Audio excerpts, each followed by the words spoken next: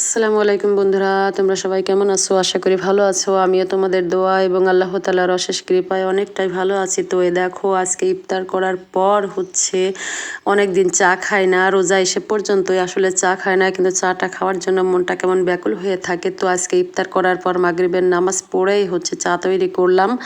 তো চাটা খাওয়ার পর এই যে বাজার থেকে আমার ফলগুলা ফুরায় গেছিলো, যেহেতু প্রতিদিনই ফালুদা তৈরি করি, যার জন্য বেশ কয়েক রকমের ফল লাগে। তো এই যে ফলগুলো নিয়ে আসছিল, আমি সেইগুলো এক এক করে সব ঝুড়ির মধ্যে গুছিয়ে রেখে দিচ্ছিলাম। তো আজকের আপেলটা কিন্তু অনেক সুন্দর, দেখো কেমন লাল টকটক করছে। তো তোমরা যদি ফেসবুক থেকে দেখে থাকো তাহলে লাইক, কমেন্ট এবং শেয়ার করে দিও। আর যদি তোমরা ইউটিউব থেকে দেখে থাকো তাহলে আমাকে প্লিজ সাবস্ক্রাইব করে দিও।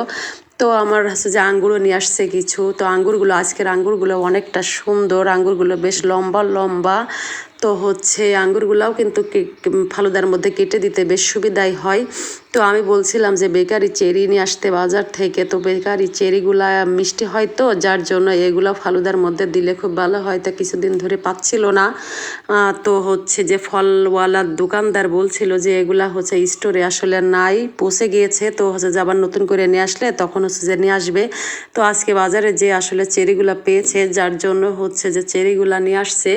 তো আমি সব এক এক করে গুছিয়ে নিচ্ছিলাম। আর এই যে টমেটোগুলা খুব সুন্দর ছিল, দেখতে ভালো লাগছিল, তো যার জন্য আমি একটু ভিডিওর মধ্যে নিয়ে আসছি।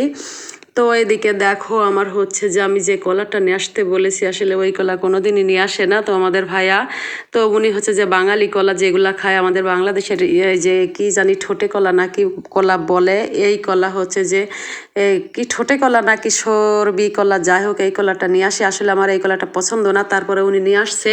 আর এই যে তেল নিয়ে আসছে। তো আল্লাহ হাফেজ।